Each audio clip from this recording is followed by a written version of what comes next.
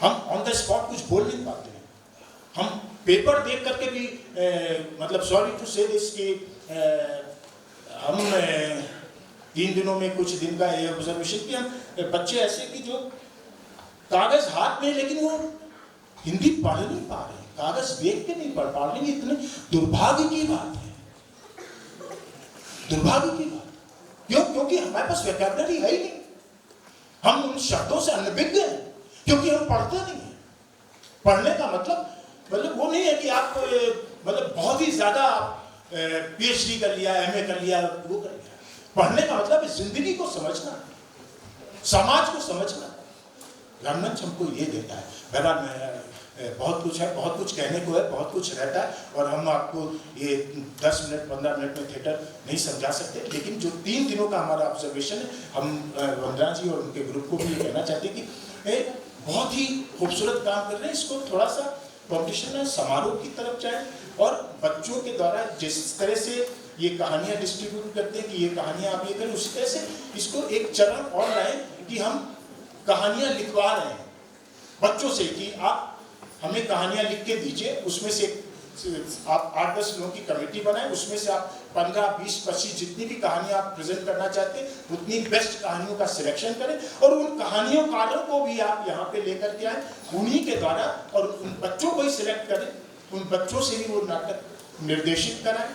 तो ये मुझे लगता है कि कहीं ना कहीं ये उनके ग्रोथ की एक बात करेगा, कहीं ना कहीं वो ज़्यादा और ग्रो करेंगे, और उसमें टीचरों का भी योगदान काफ़ी होना चाहिए। और मुझे लगता है कि टीचर्स भी इसको रंगमंच को अब थोड़ा सा बेहतर नज़रिए से देखें कि ये सिर्फ उस तरह का नहीं है कि टाइम पास। थिएटर बहुत कुछ देता है, अगर आप उनके साथ, बच्चों के साथ काम करेंगे तो उनकी पर्सनालिटी जिस तरह से निकल के आएगी, और वो जिस तरह से उनकी पूरी की पूरी पर्सनालिटी में, उनके बोलने में, उनके चलने में, उनके जेस्चर में, उनके पोस्चर में बहुत फर्क डालता है। इसी के साथ मैं अपनी वाणी को विराम देता हूँ। आप सभी लोगों को धन्यवाद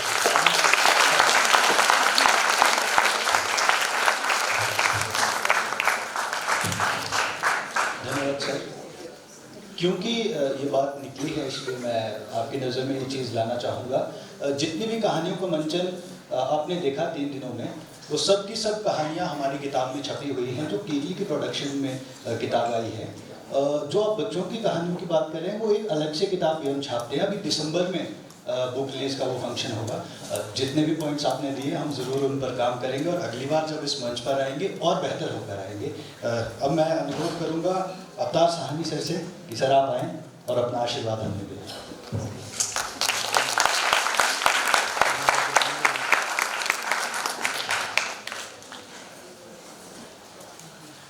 सबसे पहले मैं केकली और पूरी टीम को बधाई देना चाहता हूँ कि इतना सुंदर कार्यक्रम का आयोजन किया, और लगातार करते आगे और आगे भी करते रहे। ऐसी मेरी शुभकामनाएं उनके साथ रहेगी।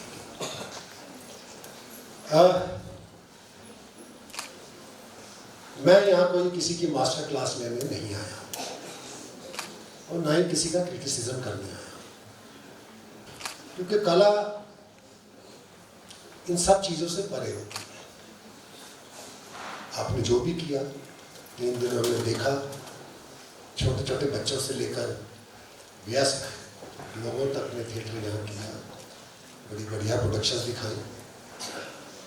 और सच पूछिए तो मैं अभिभूत हूँ वो देखकर,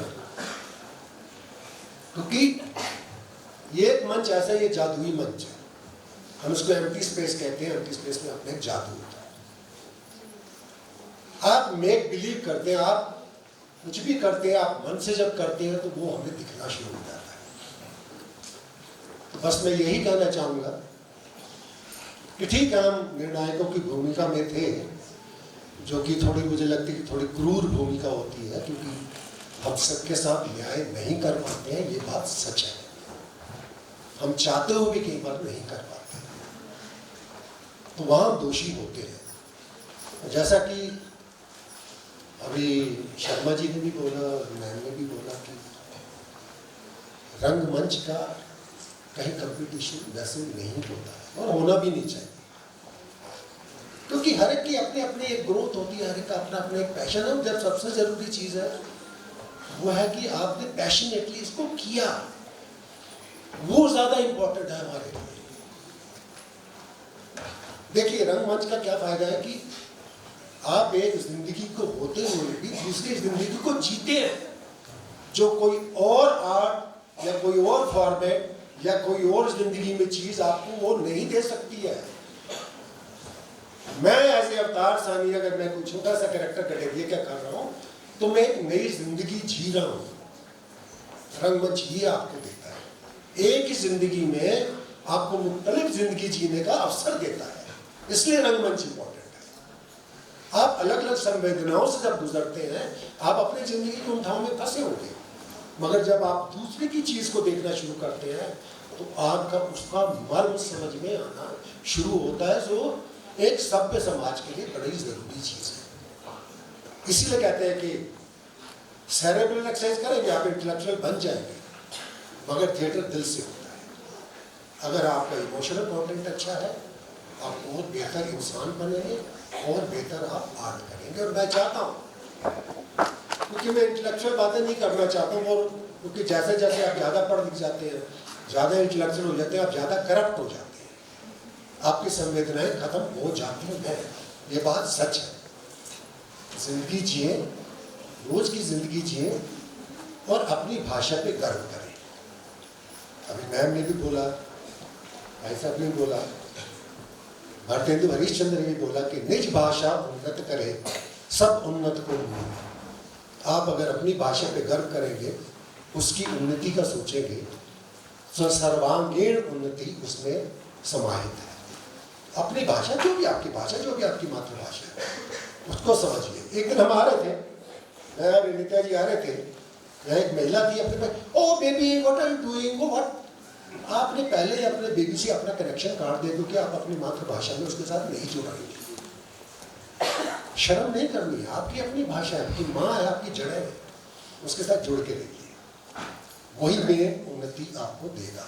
आप जबकि जितनी आपकी जड़ें मजबूत होंगी उतना आपका बाकी हिस्सा मजबूत होगा। एक बात। दूसरी मैं भी ये कहना चाहता हूं कि जैसे कि चाइनीज सेइंग है कि what I hear I forget, what I see I remember, but what I do I understand. मैं जो करता हूं उससे मुझे समझ पैदा होती है, और समझ पैदा करना बहुत जरूरी है। हिंदी में भी है ना, करत करत अभ्यास से जड़मति होत सुजान। आप अभ्यास करेंगे, आप जो जो करेंगे वो करना ज्यादा इंपॉर्टेंट है। फेलियर भी होंगे, सक्सेस भी होंगे। फेलियर को ये मत मानना, failure is the first step toward the success. मैं कहता हूं एक बार फेल होना बड़ा जरूरी, ताकि आपको ये समझ में आ जाए कि सक्सेस कितनी इंपॉर्टेंट है, क्योंकि वो आपको ये बताएगा कि आपको क्या गलती है, आगे से नहीं करनी है। यदि आपने वो देखा ही नहीं तो फिर आप दूसरी चीज को नहीं समझ पाएंगे। दोनों का अपना बैलेंस है, दोनों की अपनी इंपॉर्टेंस है। इसलिए फेलियर को कभी भी ये नहीं समझना कि मैं गया, मैं खत्म हो गया, डिप्रेस नहीं होगा। That is the first step towards your improvement. तो बस मैं यही कहना चाहूँगा, इतना करिए, अपने इमोशनल कंट्रोल को जिंदा रखिए, अपनी भाषा पे गर्व करिए, और करके चीज़ों को सीखने की कोशिश करिए, वो ज़्यादा इम्पोर्टेंट है। रही बात इस कंपटीशन की, तो सबने बहुत अच्छा किया, और मैं कई बार मैं अपने को कसूरवार मान लूँ कि मैं सबके साथ न्याय नहीं कर पा रहा हूँ, क्योंकि हमारे हाथ बंधे हुए थे कई चीज़ों से, और बट सबने अच्छा किया। मैं चाहूँगा कि मेरा पर चले तो मैं सबको प्राइज दूँ, सबको दे के भेजूँ, पर ये मेरे हाथ में नहीं है। बट मेरी शुभकामनाएं आपके साथ है। मैं चाहता हूँ बच्चों ऐसे ही खुल के जियो, मस्त होके जियो, और वो जो आपकी इनोसेंस है ना, वो ज्यादा इम्पोर्टेंट है। If you are able to keep your innocence, that is much more than to achieve anything in the life. Keep your innocence alive.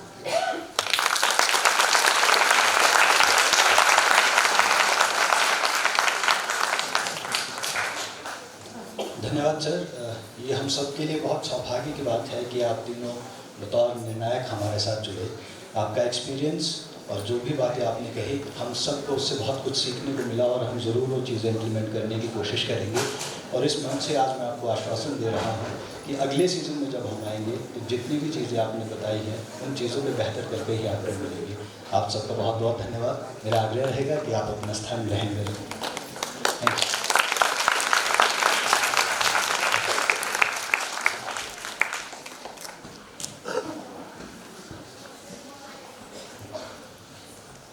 तीन दिवसीय इस बाल रंगमंच महोत्सव के हमारे मुख्य अतिथि जो 3 दिनों से न सिर्फ गहराई से आपको देख रहे हैं, ऑब्जर्व कर रहे हैं, बल्कि वर्षों का एक्सपीरियंस लेकर आते हैं रंगमंच पे। मैं बड़े ही विनम्रता से उनसे आग्रह करूंगा कि सर आप मंच पर आएं और अपना आशीर्वाद हम सबको दें। जैसा कि मैं आपको पहले दिन से बताता आ रहा हूँ कि क्लास या जिसे हम कहेंगे छोटा सा एक्सपीरियंस हमें सर के साथ आधा पौना घंटा या 1 घंटा जितना भी सर की इच्छा होगी उतना मिलेगा सुनने को उन्हें। रंगमंच और हिंदी सिनेमा का जाना माना नाम विनीत कुमार।